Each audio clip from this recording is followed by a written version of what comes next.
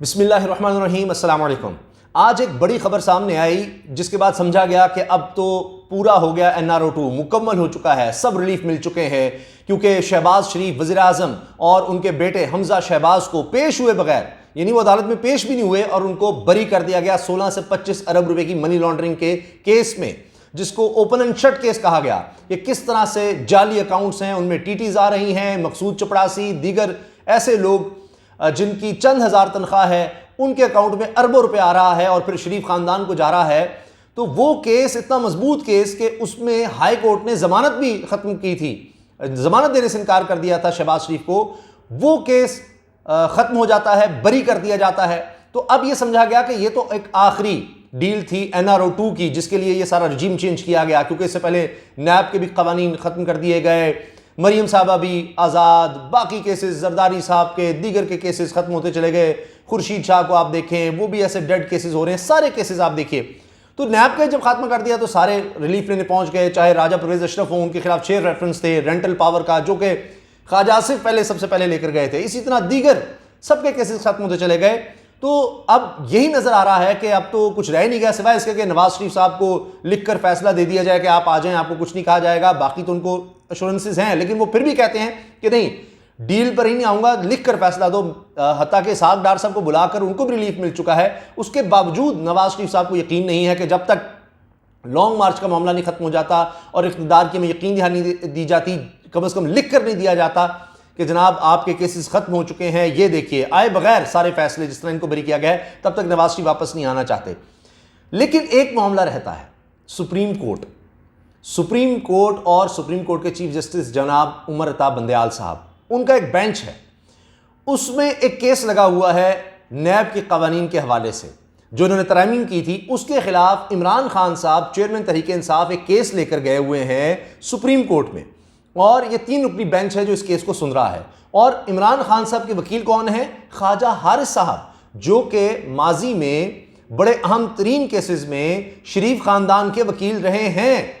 अब वो इमरान खान साहब के साथ हैं और नैब का जो सारा कुछ किया गया, जिस तरह से अपने आप को रिलीफ दिया गया, इसके खिलाफ कि जी अब तो चोरों डाकुओं को और जो हुकूमत में है उनको करप्शन मुआफ हो गई है, इसके खिलाफ वो सुप्रीम कोर्ट चले गए हुए हैं। अब जो सुप्रीम कोर्ट के इस मोअज़्ज़ज़ बेंच की तरफ से, जजेस की तरफ से, चीफ जस्टिस की तरफ से रिमार्क्स आए हैं, उन्होंने सबको हिलाकर रख दिया है, सब करप्ट लोगों को, शरीफ खानदान को, कि ये तो अभी मामला खत्म नहीं हुआ। मैं आपके सामने चंद रिमार्क्स पढ़ रहा हूं, जो ताज़ा कार्रवाई है वो रख रहा हूं, उससे आपको अंदाज़ा हो जाएगा कि क्या हो रहा है।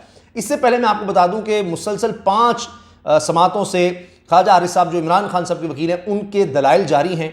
इससे पहले सुप्रीम कोर्ट ने इस केस में 1999 से लेकर 2022 तक 1999 से लेकर 2022 तक तमाम हाई प्रोफाइल करप्शन केसेस का रिकॉर्ड भी तलब कर लिया है, तमाम केसेस का।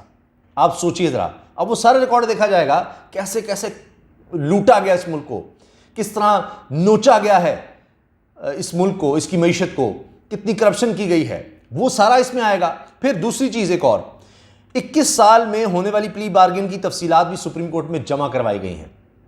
अब जो नई तरामीम है उसमें तो प्ली बार्गेन क्या, जुर्म भी खत्म, सारा कुछ खत्म। इस पर भी जज साहब ने पूछा, जस्टिस एजाजुल एहसन साहब ने, कि यानी जुर्म कैसे खत्म हो गया? उसको मुआफ तो चला आपने कर दिया, सजा खत्म कर दी, लेकिन जुर्म भी खत्म। वो यानी करोड़ों रुपए की किसी ने करप्शन की है, उसके बाद जनाब वो प्ली बार्गेन कर लेता है, 100 करोड़ की करप्शन की, 50 करोड़ जमा करवाया, और उसके बाद जनाब दोबारा आकर उसी पोजीशन पे लग गया कि करो, मजे से करप्शन करो, दोबारा प्रॉफिट में तो तुम फिर भी रहे हो, तुम्हें दोबारा आगे लगा दिया गया, फिर करप्शन करो, फिर जाकर कुछ रकम जमा करा दो कि प्ली बार्गेन करता हूं क्योंकि सारी रकम मैं नहीं दे सकता, इधर उधर हो गई, या वो भी नैब सोचेगा कि जी इतनी रकम हम केस चलाते रहेंगे, जो मिल रहा है वो लो, ये भी कॉन्सेप्ट होता है। तो अब आप देखिए कि क्या होगा फिर। तो ये चीज़ें भी हुई हैं। अब हुआ ये है कि कौमी एहतसाब ब्यूरो यानी नैब के कानून में तरामीम के खिलाफ दरख्वास्त पर समाअत के दौरान जस्टिस एजाजुल एहसन ने रिमार्क्स दिए हैं कि नैब तरामीम से मुनज़्ज़म करप्शन को फ़रोग़ मिलेगा। ये सुप्रीम कोर्ट के जज कह रहे हैं, जज साहब कह रहे हैं, रिमार्क्स दे रहे हैं कि इससे तो मुनज़्ज़म करप्शन को फ़रोग़ मिलेगा, जिस तरह की इन्होंने तरामीम कर दी हैं। और ये भी मैं आपको बताऊंगा कि क्या तरामीम है, कितना ये ख़तरनाक है। सुप्रीम कोर्ट में नैब तरामीम के खिलाफ चेयरमैन PTI इमरान खान की दरखास्त पर चीफ जस्टिस पाकिस्तान उमर अता बंदयाल की सरबराही में जस्टिस एजाजुल एहसन और जस्टिस मंसूर अली शाह पर मुश्तमिल 3 रुकनी बेंच ने समाअत की।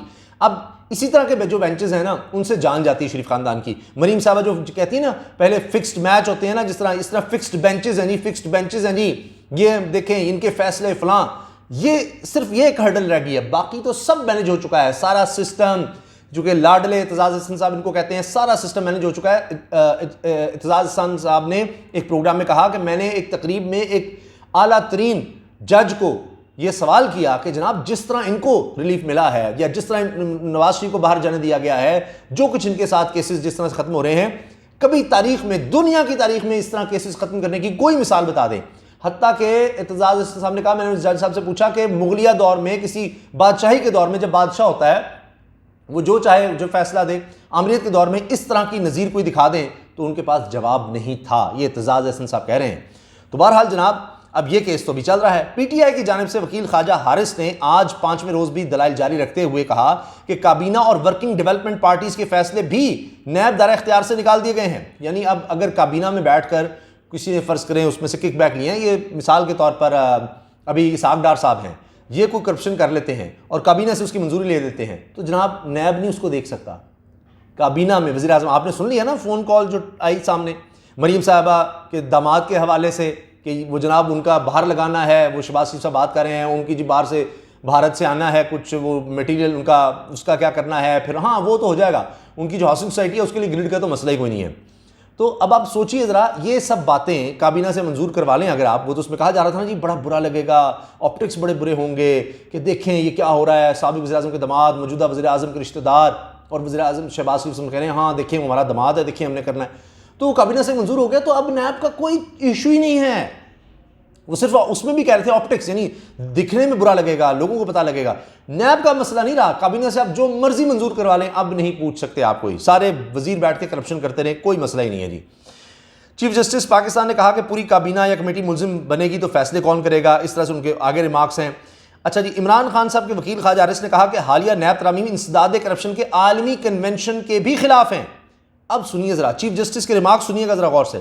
चीफ जस्टिस पाकिस्तान ने रिमार्क्स दिए कि आमदन से जायद असास से पूरी दुनिया में जुर्म तस्वुर होते हैं, पूरी दुनिया में आमदन से जायद असास से जुर्म तस्वुर होते हैं। ये जो नवाज शरीफ साहब कहते हैं ना, मेरे असासे जो है मेरी आमदन से जायद है, तो तुम्हें क्या है? यानी एक आदमी फ़र्ज़ कीजिए 100 रुपया कमा रहा है और उसके असासे करोड़ों रुपए के आ जाते हैं, या चले मिसाल देते हैं महीने का लाख रुपया कमा रहा है, और उसके घर, उसकी गाड़ियाँ, उसका बैंक बैलेंस, उसकी जायदादें, प्लॉट, ज़मीनें, प्लाजे, पता नहीं क्या कुछ बाहर फॉरेन करेंसी में अकाउंट कोई करोड़ों में हो, तो वो सोचेंगे 1 लाख महाना तनख्वाह में आपकी आमदन तो 1 लाख रुपया है, या आप करोड़ों की गाड़ियाँ, अरब हार रुपए की जायदादें आपकी किस तरह बन गई? ये है आमदन से ज़ायद। और आप सरकारी अगर मुलाजिम हैं या किसी तरह से आपका सरकारी ओहदा है, तो फिर नैब में पहले ये था कि आप पर था कि भाई ये आप हमने दिखा दिया, आपका आमदन आपकी लाख रुपया है, अरब हार रुपए की आपकी ये असासे निकल आए हैं, अब आप साबित करें कि ये जायज़ हैं।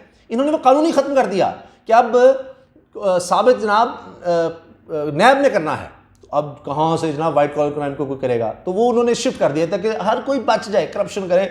आप साबित करते फिर कि कहाँ जी बस मेरे हैं असासे हैं, मैंने तो, आप साबित करें मैंने कहाँ से लिए हैं। अब कौन देखेगा कितनी कहाँ से करप्शन ली, क्या हुआ, किस तरह हुआ, वो लगे रहे। अभी तक केस नहीं प्रूव हो सके तो उनमें क्या होगा? तो इसलिए चीफ जस्टिस साहब के रिमार्क्स बड़े अहम है कि चीफ जस्टिस साहब मोहम्मद राय बंदयाल साहब ने रिमार्क्स दिए कि आमदन से ज़ायद असासे पूरी दुनिया में जुर्म तस्वुर होते हैं।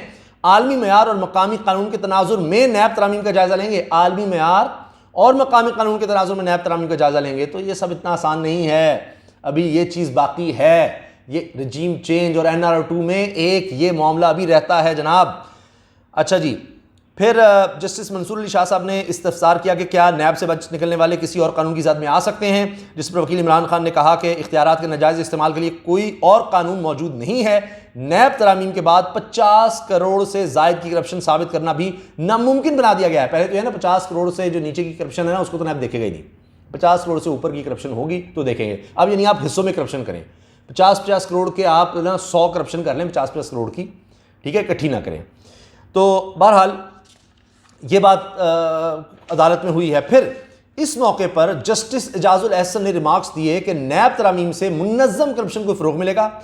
तरमीम से इजाज़त दी गई है कि वो माली फ़ायदे लें जो नैब कानून के ज़ुमरे में ना आए। भाई वो काम कर लो जो नैब के ज़ुमरे में नहीं आते, वो वाली करप्शन करते जाओ, जिस तरह 50 करोड़ से नीचे नीचे 50 करोड़ की जितनी मर्जी कर लो। वकील ख्वाजा आरिस ने मौक़िफ़ अपनाया कि तरमीम के बाद माली फ़ायदा साबित होने पर ही कार्रवाई हो सकेगी, यानी कि आपने साबित करना है कि अगर एक शख्स ने करप्शन की है तो अब उसने गलत फैसला दिया है कि किसी को फ़ायदा, अपने दोस्त को फ़ायदा दे दिया, ठीक है जी, तो कोई केस नहीं बनेगा। उसने अपनी बीवी को, अपने बच्चों को फ़ायदा दे दिया, उसकी कंपनी थी उसको फ़ायदा दे दिया, जब तक उसके ज़ाती अकाउंट में पैसे नहीं आए, उसके ज़ाती उसने कोई प्लॉट नहीं बनाया ना उसमें अपने नाम पर, तो कोई करप्शन नहीं है जनाब। ये इन्होंने तरमीम कर दी हैं। अब ख्वाजा आरिफ साहब ने यह कहा कि तरमीम के बाद माली फ़ायदा साबित होने पर ही कार्रवाई हो सकेगी। इख्तियारात के नाजायज़ इस्तेमाल के लिए अवामी उहदेदार का बरह रास्त फ़ायदा लेना साबित करना होगा। अवामी उहदेदार के फ्रंटमैन और बच्चों के माली फ़ायदे पर भी केस नहीं बनेगा। यानी कोई शख्स अपने भाई के नाम पर जायदादें बनवा ले, उनके मेरे भाई के अकाउंट में पैसे जमा करा दो, मेरे बेटे के करा दो, मेरी बीवी के करा दो, उसके नाम प्लॉट कर दो, ये करोड़ों रुपया उसको इस कंपनी में साथ शरीक कर लो बीच में, ठीक है, तुम्हें मैं लाइसेंस देता हूँ, ये देता हूँ, वो देता हूँ, जो मेरे इख्तियार में मैं करूँगा, लेकिन मेरे नाम पर नहीं मैं रखूँगा। सब भाई कौन सा करप्ट आदमी अपने नाम पर रखता है? सब बीवी बच्चों के नाम, रिश्तेदारों के नाम, तो वो देख लें, वो करें, कोई जुर्म नहीं है जब तक आपके अकाउंट में नहीं आए, है ना। कितना आसान है करप्शन करना, आप सोचिए ज़रा। सिर्फ इतना करना है, करोड़ों अरबों रुपये आप करप्शन से बनवाएं, सिर्फ अपने नाम पर ना रखें, सिंपल। तो ये चीज़ सामने चल रही है जनाब। अच्छा जी, अवामी उहदेदार के फ्रंटमैन और बच्चों के माली फ़ायदे पर भी केस नहीं बनेगा। अच्छा, इसके साथ जनाब अब मैं आपको पस मंज़र बता देता हूँ। 26 जून को साबिक़ वज़ीर-ए-आज़म इमरान खान ने नैब ऑर्डिनेंस में मौजूदा मखलूत हुकूमत की जानिब से की गई तरामीम को सुप्रीम कोर्ट में चैलेंज किया था। ख्वाजा आरिस के तवस्सुत से दायर नैब तरामीम के खिलाफ आर्टिकल 184(3) की दरख्वास्त तैयार की गई। दरख्वास्त में विफाक और नैब को फरीक बनाया गया। दरख्वास्त में मौक़िफ़ बनाया गया कि नैब के क़वानीन के सेक्शन 2, 4, 5, 6, 25, 26, 14, 15, 21, 23 में की तरामीम आइन के मुनाफी हैं। नैब कानून में यह तरामीम आइन के आर्टिकल 9, 14, 19A, 24, 25 के बुनियादी हुकूक के बरक्स हैं। बुनियादी हुकूक पाकिस्तानियों को मुतासर हुए हैं। अदालत से इस्तदा है कि नैब कानून में की गई इन तरामीम को कल अदम करार दिया जाए। इमरान खान की जानिब से दायर की गई मज़कूरा दरखास्त को अदालत उज़्मा के रजिस्ट्रार ऑफिस ने इतराज़ लगाकर पहले वापस भेज दिया था। ताहम 7 जुलाई को सुप्रीम कोर्ट ने दरखास्त समाअत के लिए मुकर्रर करने का हुक्म दिया। बाद में इस दरखास्त की समाअत के लिए चीफ जस्टिस की सरबराही में 3 रुकनी बेंच तश्कील दिया गया। और ये अभी मैं आपसे अर्ज़ कर दूँ कि इस साल जून में मुस्लिम लीग नून की ज़ेरे क़यादत इत्तेहादी हुकूमत ने नैब ऑर्डिनेंस में 27 अहम तरामीम मुतारिफ करवाई थी, लेकिन सदर मुमलिकत डॉक्टर आरिफ अलवी ने इनकी मंजूरी नहीं दी थी। तहम इस बिल को पार्लियामेंट के मुश्तरका इजलास में मंजूर किया गया और बाद में इसे नोटिफाई कर दिया गया था। तो ये सब मिल बैठ कर खाएं, कोई ना पूछ सके। हम आए हैं, पिछले केसेस हमारे ख़त्म, अब अगर हम कोई करप्शन करें तो कोई पूछने वाला भी ना हो, ये सारा मकसद था। तो ये एक आखिरी चीज़ रह गई है, बाकी इन्होंने अपने केसेस सारे ख़त्म करवा लिए हैं। नवाज शरीफ साहब का भी डील हो चुकी है, बस उसको इम्प्लीमेंट होना है। मरीम साहब पहले ही बाहर चली गई हैं। शहबाज शरीफ और हमजा का भी मैंने आपको बता दिया, दीगर केसेस भी नैब के तहत हो गए। लेकिन ये जो मामला सुप्रीम कोर्ट में रह गया ना, और जो रिमार्क्स आ रहे हैं, ये बड़ा मसला बन चुके हैं। इजाज़त दीजिए, अल्लाह हाफ़िज़।